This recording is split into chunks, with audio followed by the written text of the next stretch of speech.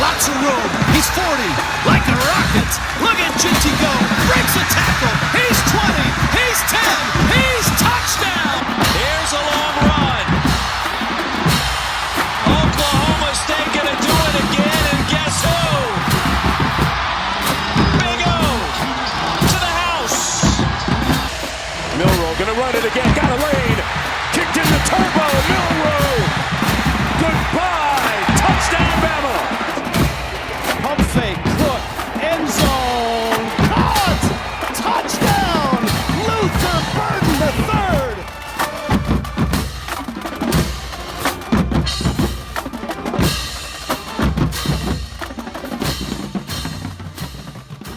This is the CFF Sites Week 6 show. My name is Joe DeSalvo, the voice of the CFF site, and Week 6. Wow, what a week. Just when we thought there were not, there were no high-profile games. We thought it was just going to be a ho-hum week. And man, Alabama Vanderbilt was just the beginning of the dominoes that fell.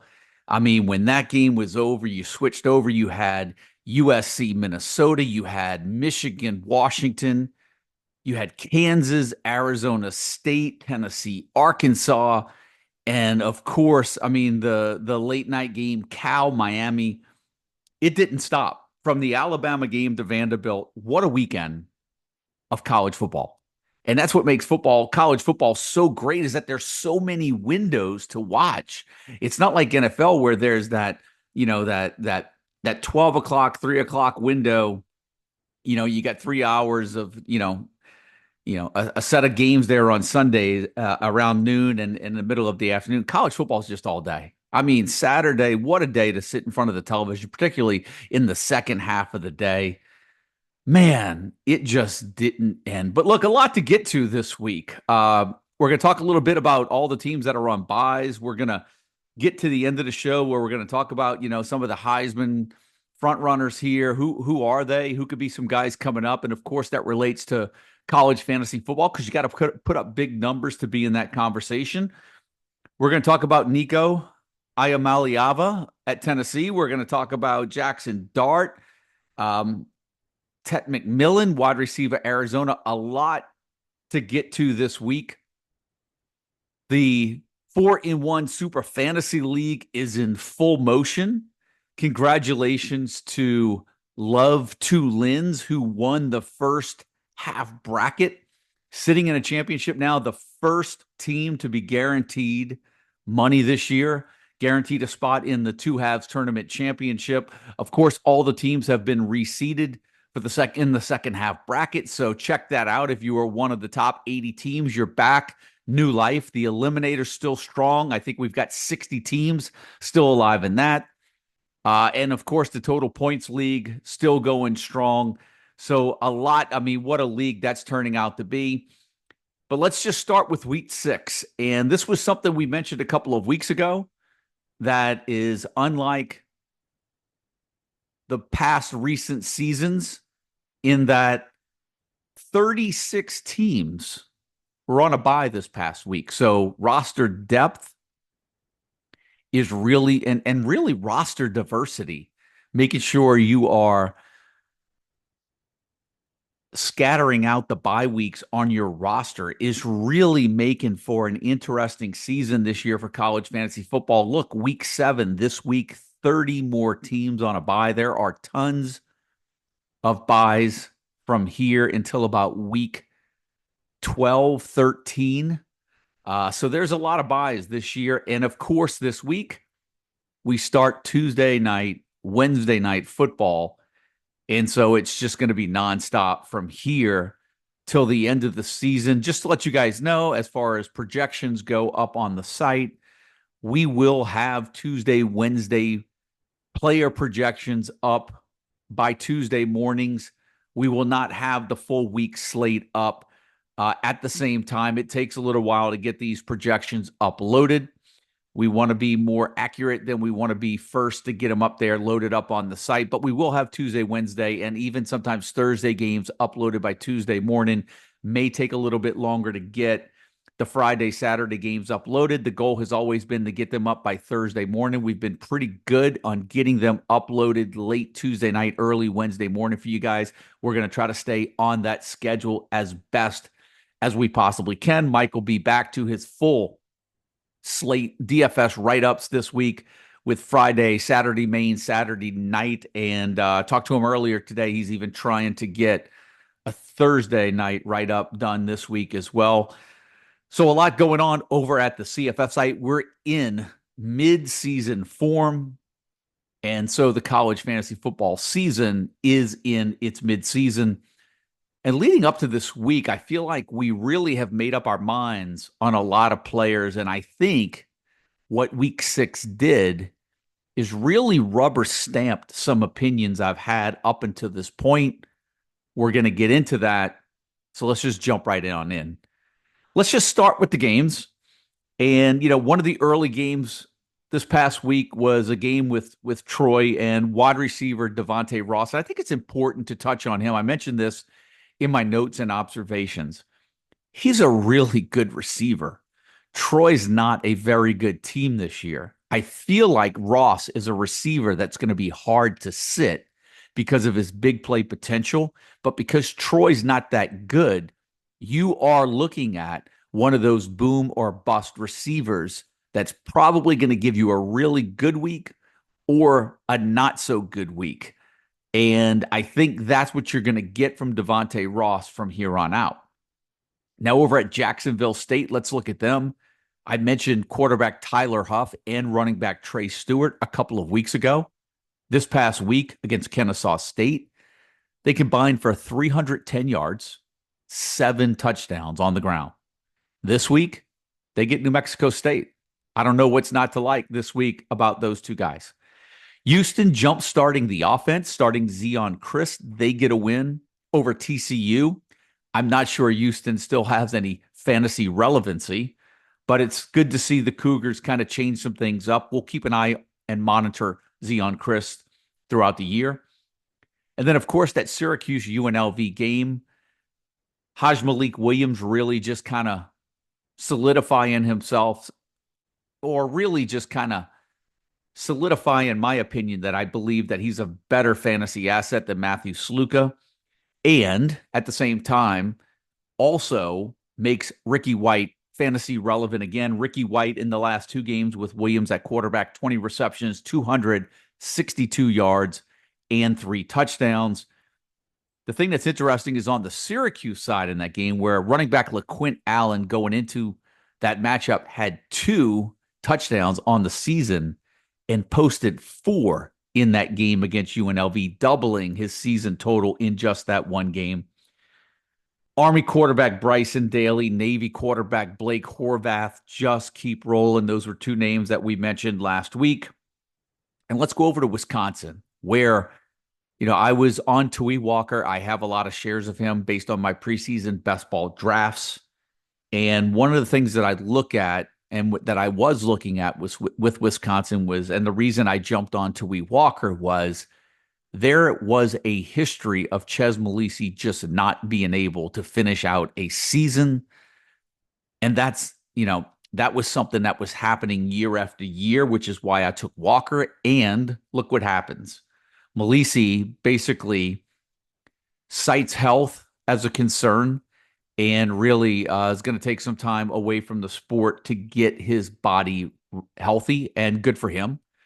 But there was a pattern there, and that's why I thought Tui Walker was a really, really good late round sleeper in redraft leagues, and now you're looking at a weekly starter in most leagues. Let's go over to North Carolina State, because I cannot remember if I mentioned this last week, but wide receiver Casey Concepcion, I just feel is no longer fantasy relevant. He had 3 touchdowns in that season opener. He only has 1 touchdown since then, and he's gone 4 straight games with 40 yards or less receiving. He's not even on my roster. If I would have had him at the beginning of the year, that's just not a player that I would have on my roster. Pitt, let's talk about Pitt, because Rodney Hammond came back this past week. and a lot of chatter, a lot of questions in Discord. How does Hammond's presence affect Desmond Reid? I don't think it will.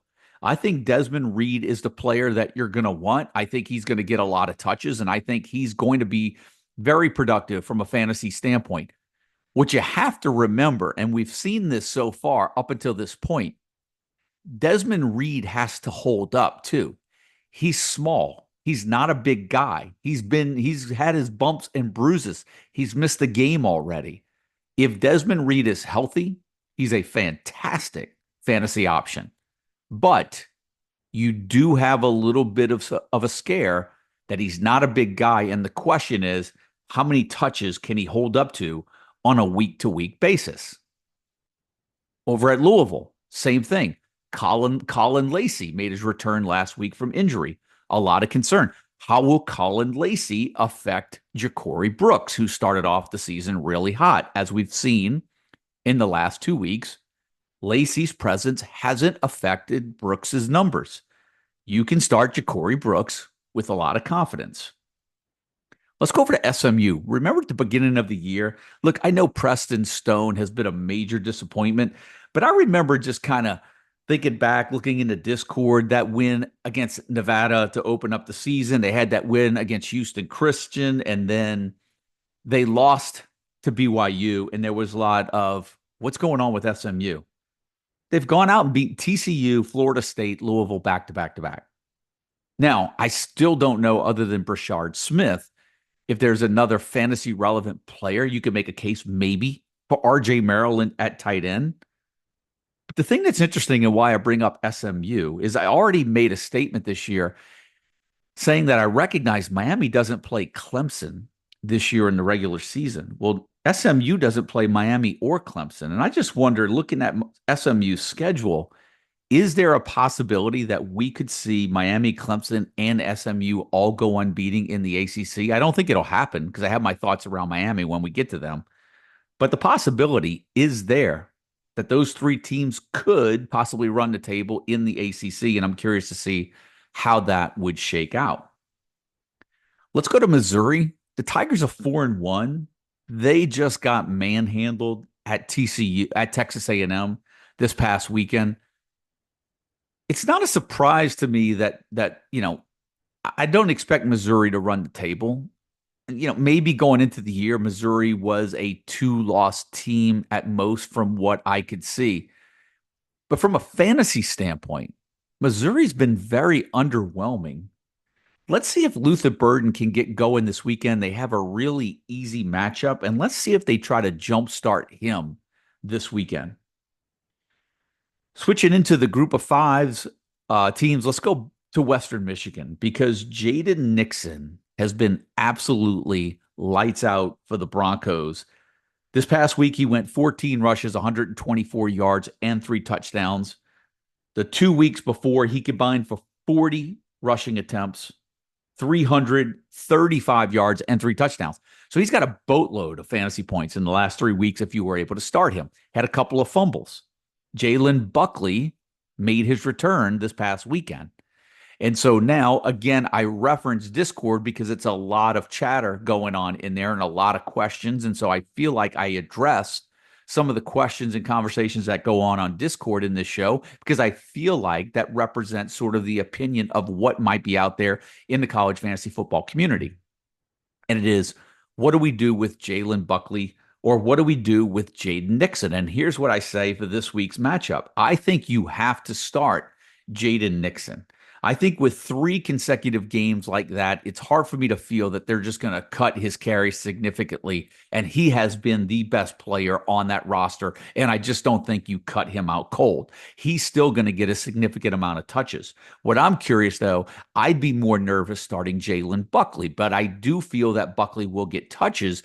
But until we see him get a heavier workload and eat into the production of Jaden Nixon, I feel you got to start Jaden Nixon and really hold Jalen Buckley. Let's see if that changes this week when Western Michigan plays. Another G5 team, Marshall. Stone Earl was in my top 25 rankings a couple of weeks ago. He didn't make it this past week. I didn't really love the matchup as much to put him in the top 25. But then head coach Charles Huff says he decided to throw a curveball. He starts Braylon Braxton this week. They beat Appalachian State 52-37. Braxton throws for 3 touchdowns, runs for 140 yards and 2 touchdowns. Like that, those numbers were probably better than any numbers he combined at Tulsa last year and his playing time at Marshall this year. Like that was the Braylon Braxton we thought Tulsa was getting last year. Curious to see if he sticks. I just don't. I've seen enough of Braylon Braxton to feel that, man, I just don't know if he is as good as those numbers. But if you want to take a shot because you need a quarterback, you have to try to scoop up a guy that has that type of potential. But if Charles Huff, if the head coach is saying that he changes it up to throw a curveball, what's the odds that he changes it up again? I don't know. That situation really makes me nervous. And let's go to Ole Miss. Jaxson Dart, 1 touchdown accounted for in his last 2 games. Where has Jaxson Dart gone? He's no longer getting the carries around the goal line. 1 touchdown accounted for in the last 2 games. This was a guy that we were talking about for Heisman at the beginning of the year. I don't see where he's going to have a shot for Heisman, but Ole Miss does get LSU next. Is that a get-right game? We'll find out. There should be a lot of offense in that one. Let's go to Ohio State. The reason I had quarterback Will Howard in my Week 6 top 25 was because Iowa, you know what you're getting with Iowa. They're going to give you a stiff running game on offense, and they're going to try to stuff your running game defensively. And I felt that Ohio State usually, because Ohio State has more talent, it's usually at the receiver positions. It's not because they're going to outmuscle Iowa. And that's exactly what happened. Will Howard, 4 passing TDs and a run TD. And I would say bank this one. And what I mean by bank this one is keep this one in your memory banks, because I always feel that when a team like Ohio State plays a squad like Iowa, that's always the thought. Oh, they're going against Iowa this week. Don't expect a lot. And I actually think one of the best players to start against Iowa is, especially when you're facing an Ohio State team on a year-to-year basis that has a good quarterback and receivers, is not necessarily the running backs. It is the quarterback and receivers, because Ohio State usually, well, not usually, they usually out-talent everybody that they play, but the talent level between their receivers and the defensive backs of Iowa is not even close. And so that's why I liked Will Howard in Week 6, combined for 5 touchdowns. Now, on the other side of the ball, Iowa's Caleb Johnson, 15 rushes, 86 yards and a touchdown. I did have him in my top 25. I actually thought he might do a little bit better than against that Ohio State defense. I don't think you can be too disappointed with that performance, knowing that he was going up against Ohio State. But here's the thing. I wouldn't be surprised if that is Caleb Johnson's worst statistical game of the season. I just think he's a workhorse, and he's going to be a stud throughout the season. Oklahoma State, Ollie Gordon II. Man, I just feel like I have to keep coming back here, because I just wonder if you guys are holding on to him. 13 carries, 50 yards against West Virginia. The Cowboys are a mess. At this point, if you need a roster spot and Ollie Gordon goes off, you just got to tip your cap and say, you know what? We didn't think it was coming. It was you lose a good one if he has a breakout over the last half of the season. But he has done, that offense just looks a mess right now. And I'm just curious if anybody is still holding on to Ollie Gordon II.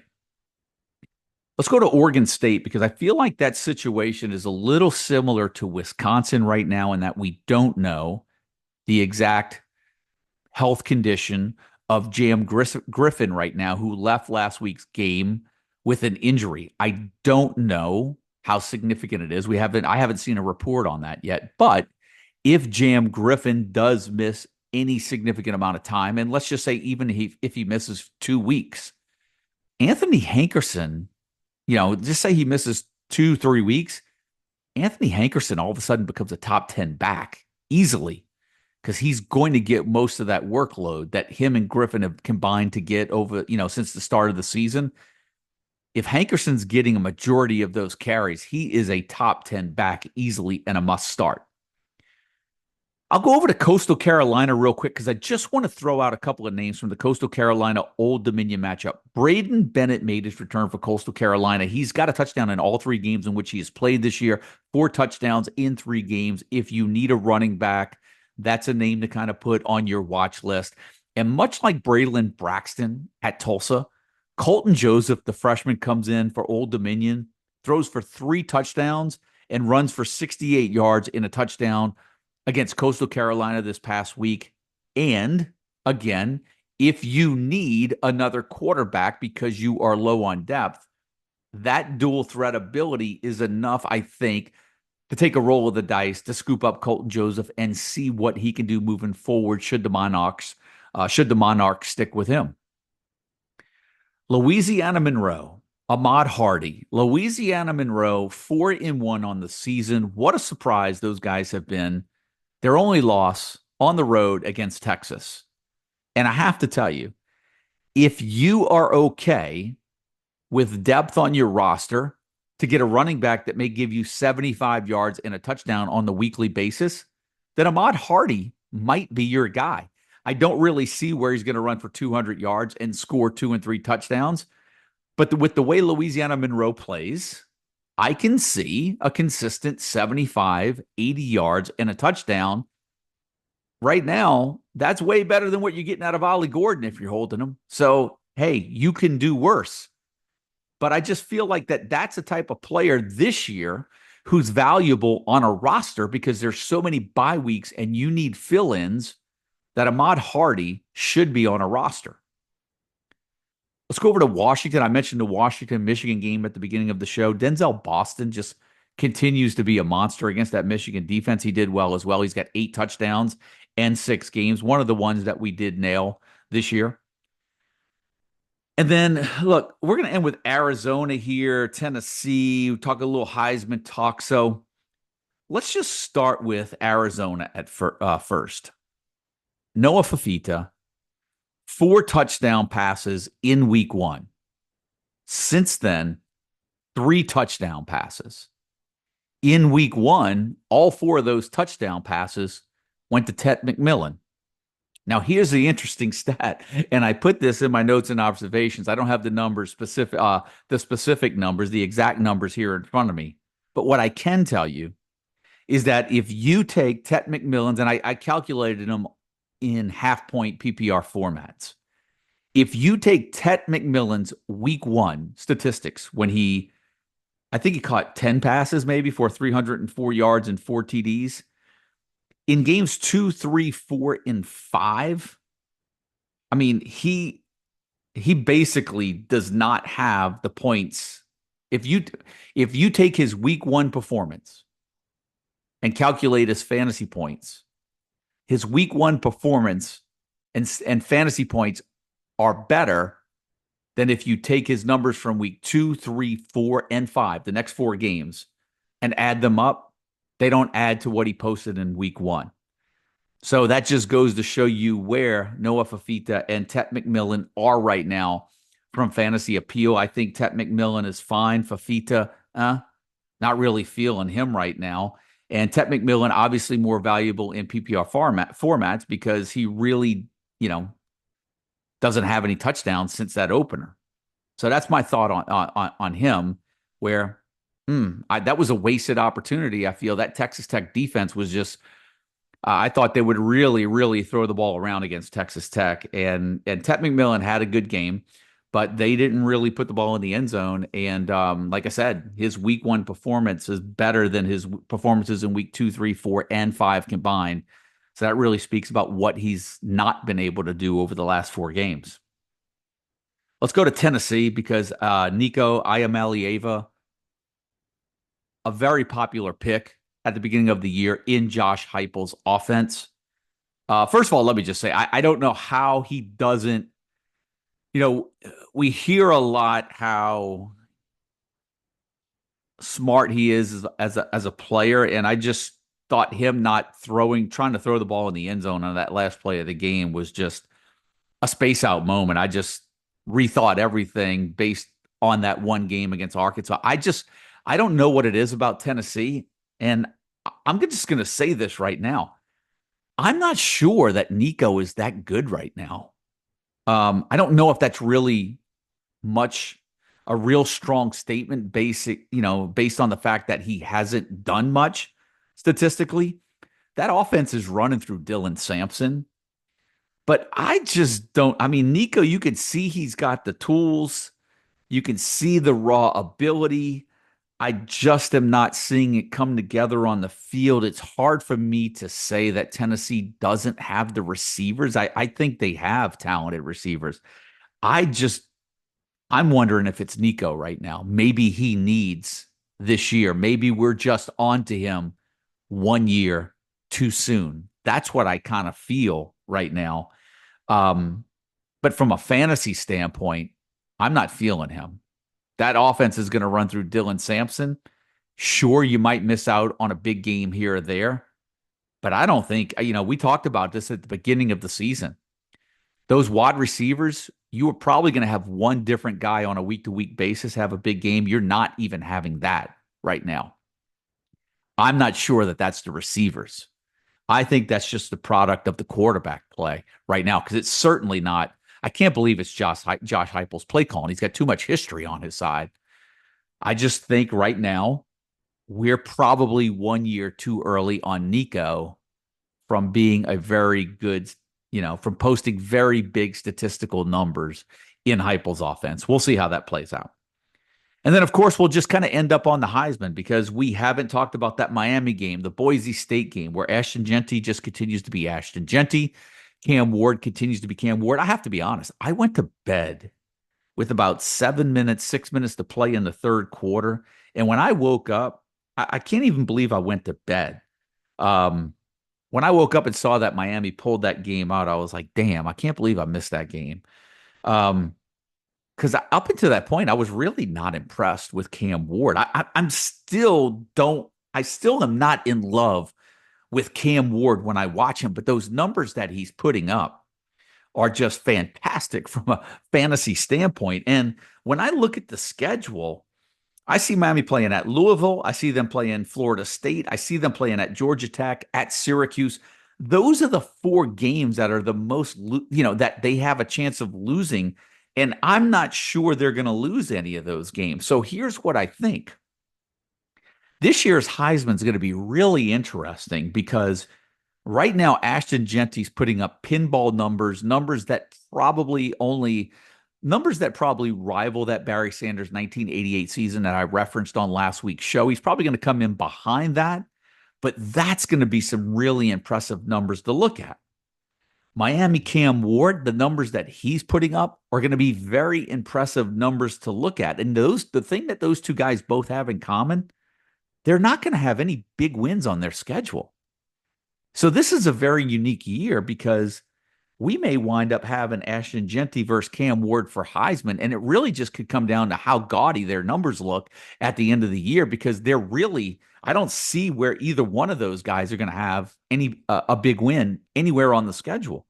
Now, I still think that's why a guy like Jalen Milroe, even though they lost to Vanderbilt, still has a really good shot at winning the Heisman because at Alabama, there's still some really good high-profile games on the schedule. I wouldn't count out Carson Beck yet. They still play Texas, Ole Miss, Tennessee. I just don't know if Beck's got really the pizzazz to really win the Heisman over a player like Travis Hunter, who I didn't mention. But I feel like if there's 3 players right now that are in a better position than Travis Hunter, it's just Ashton Jeanty, Cam Ward, and I still think Jalen Milroe is still going to have some really good numbers by the end of the year. Let's see if Bama rights the ship. Cade Klubnik, you could put as maybe an outside candidate because he's gone up in the odds to win the Heisman. But I'm going to give you another name to look out for that could make his way up the Heisman list in the next few weeks. Don't count out Will Howard, Ohio State quarterback. They play at Oregon this week. They still have upcoming games against Nebraska, road game at Penn State. They finished the year against Michigan. Now, their 3-game run between Penn State and Michigan isn't impressive. Purdue, Northwestern. We'll see where Indiana stands come that time of the year. Maybe Indiana will still be ranked. But I wouldn't count out Will Howard just yet. After that game against Iowa, he gets Oregon, Nebraska, Penn State, still has to play Michigan, still has to play Indiana. He is going to have some high-profile games left on that schedule. And for me, I still like Genty. I still like Ward. I still like Milroe, and I think Hunter. I think that's my top 4. But don't count out Will Howard just yet. We'll see how that plays out. That's the Week 6 show in review. Just sort of giving you a lot of my notes, my observations, my takes. We'll see what Week 7 gives us. I never want to say now, from here on out, that this week is just going to be a ho-hum week, because we thought that in Week 6, and look what we got. One of the best weekends of college football so far in 2024. But man, no doubt, Ohio State, Oregon highlights this week's slate. Should be another fantastic week of college football and another challenging week of college fantasy football with 30 teams on a bye. That's going to do it for the Week 6 show. My name's Joe DeSalvo, the voice of the CFF site. I'll see you all in Week 7. Till then.